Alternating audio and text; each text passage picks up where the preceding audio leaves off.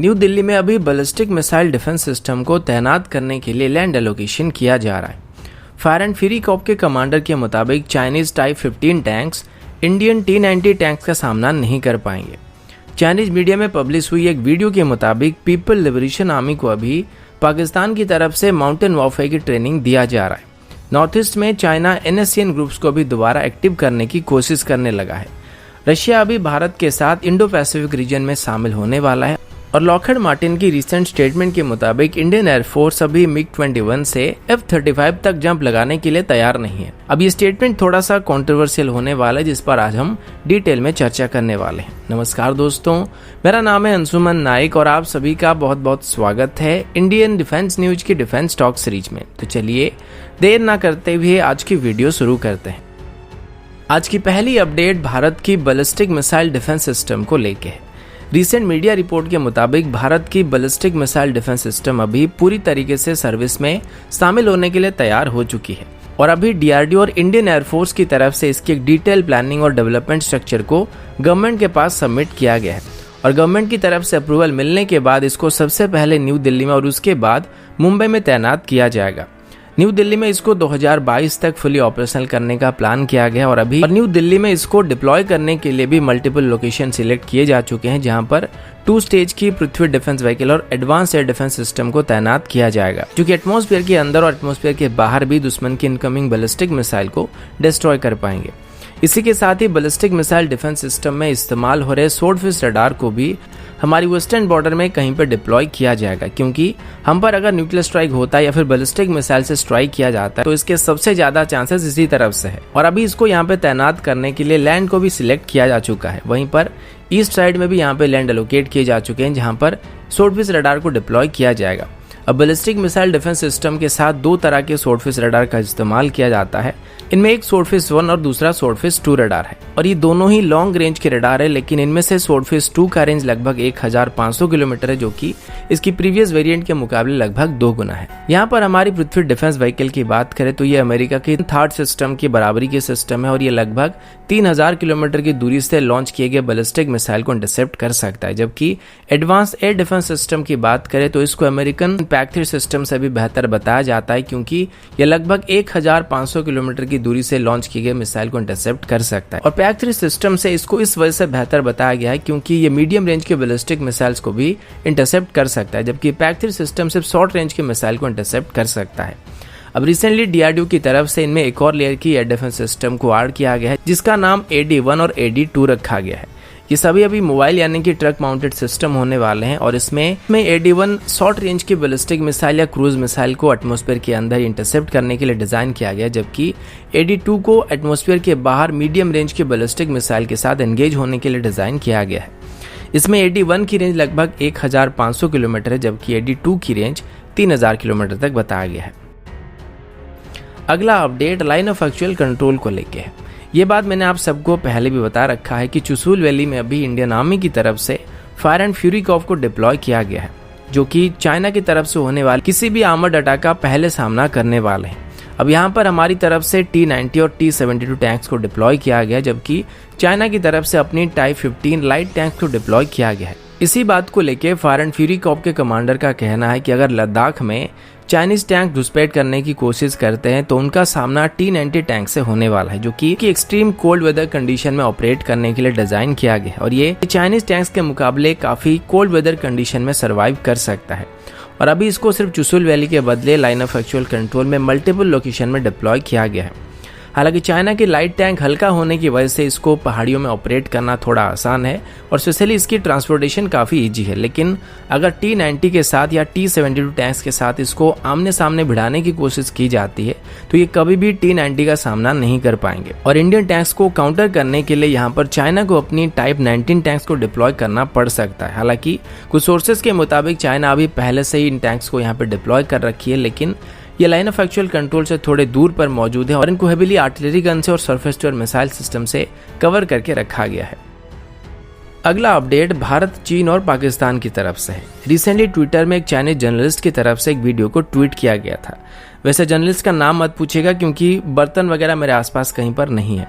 उस बात को जाने देते हैं और सीधे वीडियो पर कंसंट्रेट करते हैं। इस वीडियो को अगर आप गौर से देखेंगे तो आपको चीनियों के बीच एक ऐसा बंदा दिखेगा जो कि दिखने में हमारे जैसा है, लेकिन यहाँ पर एक बात तो साफ है कि ये बंदा इंडियन नहीं हो सकता है। तो इसका एक ही मतलब बनता है कि ये पाकिस्तान से है, और इसका चाइनीज सोल्जर के साथ मौजूद होना एक ही बात की तरफ इशारा करता है कि शायद पाकिस्तान अभी भी चाइना को मदद कर रहा है, या फिर स्पेशली माउंटेन वॉरफेयर में चाइना को मदद करने की कोशिश कर रहा है, क्योंकि ये बात चाइना को भी अच्छी तरीके से पता है कि भारत के पास दुनिया की सबसे बेहतरीन माउंटेन स्ट्राइक डिवीजन मौजूद है, और इंडियन आर्मी सालवर सिएचिन में भी डिप्लॉयड रहती है, जिससे दुनिया का सबसे हाईएस्ट बैटल ग्राउंड कहा जाता है। ऐसे में वो कभी भी इंडियन आर्मी को इसमें मैच नहीं कर सकते, और ये बात खुद चाइनीज कमांडर हुआंग गौजी की तरफ से अपने रीसेंट आर्टिकल में पब्लिश किया गया था। तो शायद इसी वजह से अभी पाकिस्तान की तरफ से चाइना के जवानों को माउंटेन वॉरफेयर की टैक्टिक्स सिखाया जा रहा है, और ये जो नॉन चाइनीज सोल्जर यहाँ पे चीनियों के साथ दिखाई पड़ रहा है, ये पाकिस्तान की स्पेशल फोर्सेस के ऑफिसर में से कोई एक है। अब इसमें पाकिस्तान का इन्वॉल्व होना पहले से ही संदेह किया जा रहा था, क्योंकि जैसे ही जून में भारत और चाइना के बीच तनाव बढ़ा था, तो तभी पाकिस्तान की तरफ से अपने स्कार्डू एयरबेस को अपग्रेड करना शुरू किया गया था, और यहाँ पर चाइनीज एयरक्राफ्ट को भी डिटेक्ट किया गया था।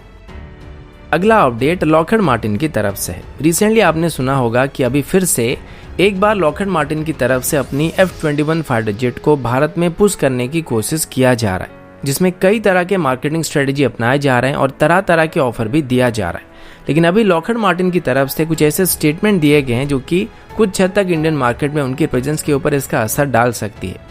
लॉकहीड मार्टिन अच्छी तरीके से ये बात जानता है कि भारत F-21 में इतना खास इंटरेस्टेड नहीं है, और इसी बात को लेकर जब लॉकहीड मार्टिन को यह सवाल किया गया था कि वो F-21 के बदले भारत को F-35 किस वजह से ऑफर नहीं कर रहे हैं, इसका जवाब देते हुए लॉकहीड मार्टिन की तरफ से कहा गया कि भारत अभी MiG-21 से सीधे तौर पर F-35 पर जंप करने के लिए तैयार नहीं है। इसके बाद कुछ हद तक इस स्टेटमेंट को पैच करने की कोशिश की गई कि F-35 अब तक का सबसे बेहतरीन 5th जनरेशन फाइटर एयरक्राफ्ट है, जो कि एक तरीके से फ्लाइंग कंप्यूटर है, और इसे अगर भारत खरीदना चाहता है तो उससे पहले भारत को F-21 को खरीदना पड़ेगा, जिसमें F-35 से काफ़ी सारे टेक्नोलॉजी डेराइव किए गए हैं, और वैसे भी F-35 की एक्सपोर्ट लिमिटेड है, और इसे यूनाइटेड स्टेट की तरफ से क्लियरेंस देने के बाद ही किसी को ऑफर किया जा सकता है। लेकिन अगर भारत यहाँ पे F-21 को खरीदता है तो F-35 के लिए रास्ता अपने आप ही खुल जाएगा, और वैसे भी F-21 को अभी वो भारत में ही मैन्युफैक्चर करने वाले हैं। और एक बार इंडियन एयरफोर्स के पायलट्स F-21 को ऑपरेट करने से फैमिलियर हो जाए तो उनको F-35 में शिफ्ट होने में कोई खास परेशानी का सामना करना नहीं पड़ेगा। यानी कि लॉकहीड मार्टिन का कहना है कि अगर अभी MMRCA-2 टेंडर में 114 F-21 को खरीदा जाता है तो वो भारत को F-35 को बाद में ऑफर कर सकते हैं। लेकिन लॉकहीड मार्टिन यहाँ पर एक चीज भूल रहा है कि अगर MMRCA टेंडर में भारत F-21 को खरीद लेता है तो उसके बाद F-35 की ज़रूरत भारत को नहीं पड़ेगी, क्योंकि उसके बाद जब इनकी डिलीवरी कंप्लीट होने वाला होगा तो भारत के पास खुद की 5th जनरेशन फाइटर मौजूद होगा, और उसके साथ साथ आगे चल के भारत की मीडियम वेट फाइटर की प्रोडक्शन भी शुरू होने वाली है। तो बेसिकली उस वक्त तक इंडियन एयरफोर्स में F-35 को शामिल करने के लिए कोई भी जगह नहीं बचने वाली है। तो शायद अभी लॉकहीड मार्टिन की तरफ से इसको इंडियन नेवी के लिए ऑफर करने का कोशिश किया जा रहा है, क्योंकि बोइंग की तरफ से अपने F-18 सुपर हॉर्नेट ब्लॉक 3 को ऑफर करने के तुरंत बाद ही लॉकहीड मार्टिन की तरफ से स्टेटमेंट दिया गया था, और यहाँ पर एयरफोर्स के साथ साथ नेवी का जिक्र भी किया गया था। तो शायद अभी लॉकहीड मार्टिन अभी भारत को F-21 खरीदने के लिए मजबूर करना चाहती है, और अगर भारत इसको खरीदता है तो बदले में वो इंडियन नेवी की कैरियर बॉर्न फाइटर जेट के टेंडर में अपनी F-35 को ऑफर करने का प्लान कर रहे हैं। हालांकि इस पर खुलकर कुछ भी नहीं कहा गया, लेकिन ये जो स्टेटमेंट आप देख रहे हैं इसमें एयरफोर्स और नेवी दोनों का जिक्र किया गया है, और इसमें F-21 के साथ साथ F-35 दोनों की बात की गई है। वैसे ये मेरा पर्सनल ओपिनियन था जो कि गलत भी हो सकता है, लेकिन बाकी जितने स्टेटमेंट थे वो सभी के सभी ऑफिशियल स्टेटमेंट थे। अगला अपडेट नॉर्थ ईस्ट को लेके। आप सभी को ये बात अच्छी तरीके से पता होगा कि 2015 में नॉर्थ ईस्ट में मौजूद आतंकवादी संगठन NSCN की तरफ से इंडियन सिक्योरिटी फोर्सेस के ऊपर घात लगाकर हमला किया गया था। इसके बाद भारत की तरफ से मॉडर्न इंडियन मिलिट्री की हिस्ट्री में सबसे पहला सर्जिकल स्ट्राइक को कंडक्ट किया गया था। इसमें हमारे स्पेशल फोर्सेस के जवानों ने NSCN कैंप में घुस के उनको जबरदस्त डैमेज पहुंचाया था, और तब से NSCN की तरफ से नॉर्थ ईस्ट में कोई भी गड़बड़ करने की कोशिश नहीं किया गया था। लेकिन अभी एक बार फिर से NSCN नॉर्थ ईस्ट में एक्टिव होना शुरू कर चुकी है, और अभी असम राइफल के जवानों के ऊपर अरुणाचल प्रदेश की चांगलांग डिस्ट्रिक्ट में एक खतरनाक हमला किया गया था। यह हमला सुबह के 9:40 में किया गया था, और इसमें हमारे एक जवान की वीर गति को प्राप्त होने की खबर सामने आई है। यह हादसा चांगलांग डिस्ट्रिक्ट की तेंगमो विलेज के आसपास हुआ था, जो कि ईटानगर से लगभग 300 किलोमीटर की दूरी पर मौजूद है, और इस दौरान करीब 35 से 38 NSCN आतंकवादियों की तरफ से घात लगाकर हमला किया गया था।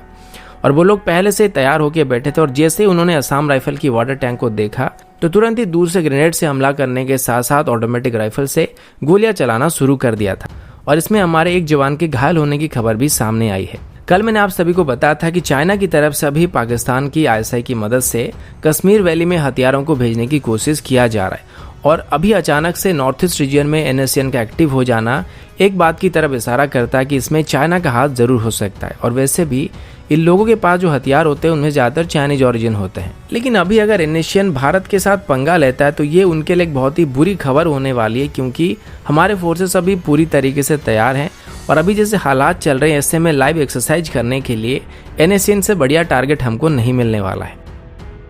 अगला अपडेट भी एक बुरी खबर है। मीडिया रिपोर्ट के मुताबिक आज सुबह इंडियन नेवी के ग्लाइडर क्रैश होने की वजह से इसमें हमारे 2 नेवल ऑफिसर वीर गति को प्राप्त हुए हैं। नेवी के ऑफिसर स्पोक पर्सन के स्टेटमेंट के मुताबिक ये ग्लाइडर INS गरुड़ा बेस से टेक ऑफ करने के बाद अचानक से इसमें कुछ खराबी आ गई थी, जिस वजह से ये थोपुमबाड़ी के पास क्रैश हो गया था। इस दौरान इसमें लेफ्टिनेंट राजीव झा और पेटी ऑफिसर सुनील कुमार मौजूद थे। यह हादसा सुबह के 7:15 के आसपास हुआ था और इस रिपोर्ट के मुताबिक जब लोग मॉर्निंग वॉक में जा रहे थे तो उन्होंने सबसे पहले ग्लाइडर को क्रैश होते हुए देखा था और उसके बाद उन्होंने हावड़ा पुलिस को खबर दिया था। इसके बाद तुरंत ही वहां पर नेवी की टीम जाके पहुंची थी और इसमें मौजूद दोनों ही ऑफिसर को नेवी की संजीवनी हॉस्पिटल में ट्रांसफर करने की कोशिश की गई थी, लेकिन दोनों ही ऑफिसर इसमें बुरी तरीके से घायल हो चुके थे, जिस वजह से वो लोग सर्वाइव नहीं कर पाए थे। इस ग्लाइडर के अभी जो भी अवशेष बचे थे उन सभी को INS कोची बेस में ट्रांसफर किया जा रहा है और इस पर एक डिटेल इन्वेस्टिगेशन भी होने वाली है कि किस वजह से ये ग्लाइडर अभी क्रैश हुआ था।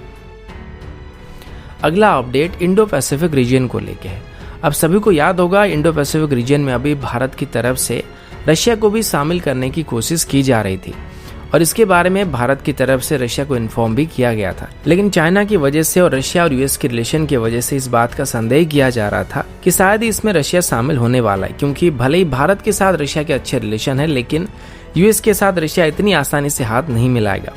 लेकिन अभी कुछ ऐसे रिपोर्ट सामने आई है जिसके मुताबिक शायद रशिया अभी भारत के साथ इंडो पैसिफिक रीजन में शामिल होना चाहता है। अभी इस पर ज़्यादा डिटेल तो नहीं पता है, लेकिन रशियन एम्बेसडर की तरफ से बताया गया कि वो अभी भारत के साथ इंडो पैसिफिक रीजन में डिप्लॉयमेंट के बारे में डिस्कशन कर रहे हैं और अभी इसको दोनों देशों के म्यूचुअल इंटरेस्ट को नजर में रखकर करने का फैसला किया गया है। उनके मुताबिक यूरेशिया रीजन की फ्यूचर की बात करें तो इसमें पार्टनरशिप एक मेन पॉइंट होने वाला है, जिसके बिना यूरेशियन कॉन्टिनेंट का डेवलपमेंट होना नामुमकिन है और इसी वजह से अभी भारत के साथ रशिया पैसिफिक के साथ साथ इंडियन ओशन रीजन में भी डिप्लॉयमेंट करने के लिए तैयार हो चुका है। लेकिन यहाँ पर रशिया की तरफ से सिर्फ भारत के साथ ही इंडो पैसिफिक में शामिल होने का फैसला किया गया या फिर रशिया US और जापान के साथ मिलकर भारत के साथ इंडो पैसिफिक में ऑपरेट करना चाहता है, इस बात को लेकर अभी कोई क्लियर आइडिया नहीं मिल पाया है और इस पर अभी आगे चल के रशियन प्रेसिडेंट व्लादिमीर पुतिन के भारत यात्रा के दौरान डिटेल डिस्कशन की जा सकती है। तो दोस्तों अभी के लिए इतना ही, मिलता हूँ आपसे अगले वीडियो में, तब तक के लिए जय हिंद, वंदे मातरम।